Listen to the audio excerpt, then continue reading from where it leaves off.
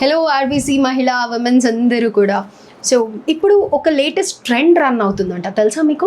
అది ఎక్కడ అంటే అర్బన్ చైనాలో ఆడవాళ్ళతోనే ఉండటానికి ఇష్టపడుతూ ఉన్నారంట. అయితే ఈ ఫుల్ స్టోరీ ఏంటి, అసలు ఎందుకు ఇలా ఉంటున్నారు, ఏం జరుగుతోంది, ఎందుకు ఇంత డెవలప్మెంట్ వచ్చింది, ఇది డెవలప్మెంటా లేకపోతే థింకింగ్ ప్రాసెస్లో చేంజా ఏంటి అనేది తెలుసుకుందాం. ప్రస్తుతం మనతో పాటు మోటివేషన్ స్పీకర్ అనూష వినేత గారు ఉన్నారు. హలో అనూష గారు. హలో. సో ఏంటి ఈ చేంజ్కి గల కారణం అంటారు? అంటే మోస్ట్ ఆఫ్ ది టైమ్స్ ఏం వింటూ ఉంటామంటే, మనం పాత సినిమాల నుంచి కూడా చూస్తూ వస్తే గనక సూర్యకాంతం, ఛాయాదేవి అని, తర్వాత ఇంకా ఇలా ఆడవాళ్ళు శత్రువులుగా అనేది మనం ఎక్కువగా చూసుకుంటూ వచ్చాం. అండ్ చాలా మటుకు అత్త కోడళ్ళకి కానీ లేకపోతే ఇద్దరు తోటి కోడళ్ళు కానీ అసలు ఆడవాళ్ళు ఉండాలి ఒక స్పేస్లో అంటే ఇష్టపడకపోయేవాడు. కానీ ఇప్పుడు ట్రెండ్ ఏంటంటే మొత్తం కూడా ఆడవాళ్ళతోనే ఉండటానికి ఇష్టపడుతూ ఉన్నారు. ఎందుకని ఈ చేంజ్ వచ్చింది, దీని వెనకాల వాళ్ళ ఆలోచన విధానం ఏంటి? మీరు అన్నట్టుగానే చేంజ్ వచ్చింది.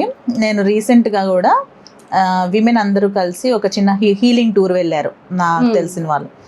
ఓకే, ఈ మధ్య ఎక్కువగా కూడా స్పిరిచువల్ టూర్స్ అయినా జనరల్గా కానీ విమెన్ ఎక్కువ సెలబ్రేషన్స్ అవి చేసుకుంటున్నారు అనేది నేను గమనిస్తున్నాను. అయితే ఇప్పుడు విమెన్ సైకాలజీ ఎలా ఉందంటే, వాళ్ళకి ఫ్రీడమ్ కావాలి. ఓకే, ఇప్పుడు మన ఇద్దరం కలిసి షాపింగ్కి వెళ్ళామనుకోండి, జనరల్గా మన ఇద్దరం కలిసి షాపింగ్కి వెళ్ళామనుకోండి, టేస్ట్లు మ్యాచ్ అవుతాయి, సంథింగ్ ఏదో డిస్కషన్స్ ఆడవాళ్ళంటే సిమిలర్గా ఉంటుంది కదా.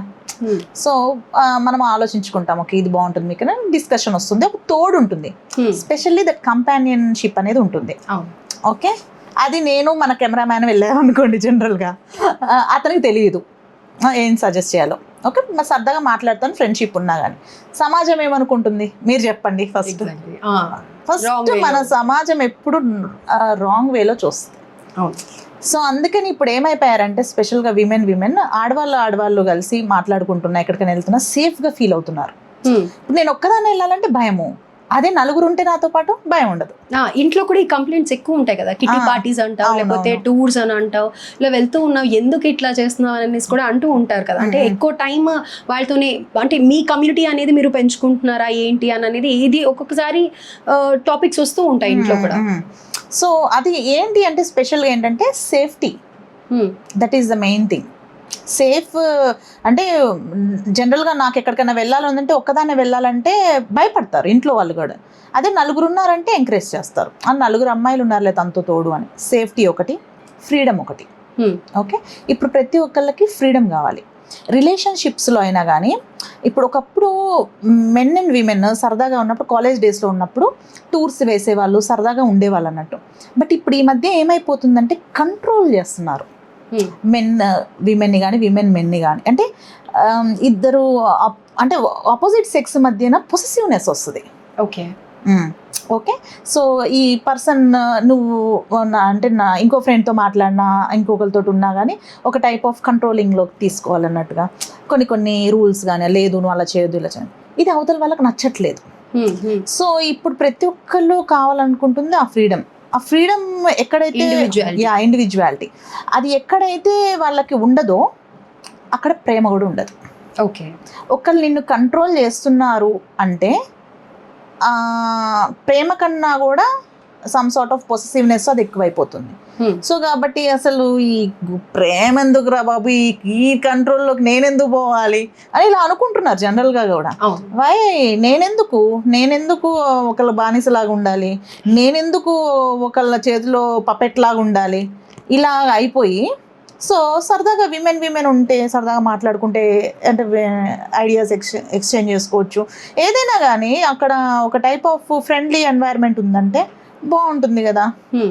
సో ఆడవాళ్ళ థాట్స్లలో కూడా కొంచెం ఒక type of maturity levels improve అయ్యాయి. ఓకే, సో దాంతో ఒకళ్ళ సీక్రెట్స్ ఒకళ్ళు షేర్ చేసుకుంటున్న ఆ కాన్ఫిడెన్షియాలిటీ అనేది దొరుకుతుంది వాళ్ళకి. ఓకే, ఆ ఎగ్జాస్ట్ కూడా దొరుకుతుంది, వాళ్ళలోనే పెట్టుకుని సప్రెస్ చేసుకునే బదులు వాళ్ళ పేర్ గ్రూప్ తో కలిసి షేర్ చేసుకున్నప్పుడు వాళ్ళకి కూడా రిలాక్స్డ్ గా ఉంది. సో ఒక ట్రస్ట్ వర్తి ఫ్రెండ్ దొరికింది, తనతో షేర్ చేసుకోవచ్చు, తనతో సరదాగా ఉండొచ్చు. ఈ ఇండ్లలో హస్బెండ్స్ కూడా ఏంటంటే కంట్రోల్ చేయాలనుకోవడం, డామినేట్ చేయాలనుకోవడం, ఇవి నచ్చట్లేదు. సో అందుకే విమెన్స్ ఫ్రెండ్స్ ఎక్కువగా, విమెన్స్ టూర్స్ ఎక్కువగా ఇలా జరుగుతున్నాయి అన్నట్టు.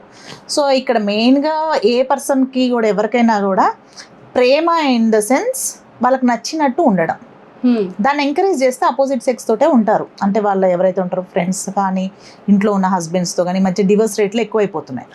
అయిపోయి కూడా ఆడవాళ్ళు ఫ్రెండ్స్ తోటి సరి అంటే బాగుంటున్నారు. ఒకళ్ళు కూడా ఒక గ్రూప్ తయారు చేస్తారు. అది ఓన్లీ ఏంటంటే divorced women group. Okay.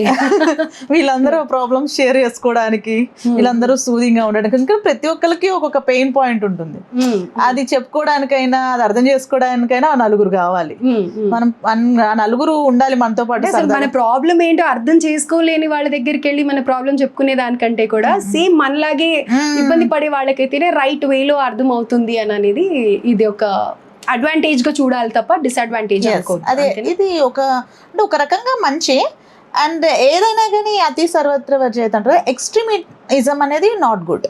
Okay. And ఇప్పుడు ఇది కల్చర్ ఎక్కువైపోయి పెళ్ళిళ్ళు చేసుకోము అంటే మళ్ళీ మనకి అంటే మ్యాన్ పవర్ తగ్గిపోతుంది. పిల్లలు కానట్లేదు ఇప్పుడు ఎలానో. సో గవర్నమెంట్ అంటే యూజువల్గా ఏపీ గవర్నమెంట్ నలుగురిని కానండి మీకు ఏమంటారంటే సమ్ సార్ట్ ఆఫ్ ఏదో మనీ కూడా ఇస్తామని ఏదో ఒక రూల్ పెట్టారంట.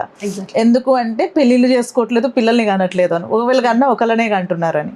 సో విమెన్ కి ఈ అంటే ఈ ఇక్కడ నచ్చరింగ్, ఇంట్లో ఉండడము, ఇవన్నీ కొంచెం రెస్ట్రిక్టెడ్ లా ఫీల్ అవుతున్నారు ఒకప్పుడుతో పోలిస్తే. సో ఆ చేంజ్ వల్లనే ఈ ఇండివిజువాలిటీ కోరుకోవడం, సో ఎక్కువ పిల్లలు వద్దనుకోవడము. సో అంటే ఒక టైప్ ఆఫ్ రెస్పాన్సిబిలిటీస్ వస్తే మళ్ళీ వాళ్ళకి ఏం చేయాలో అది చేయలేరు కదా. సో అందుకని ఇలాంటి ఒక వర్గం కూడా మనకి సొసైటీలో తయారవుతుంది.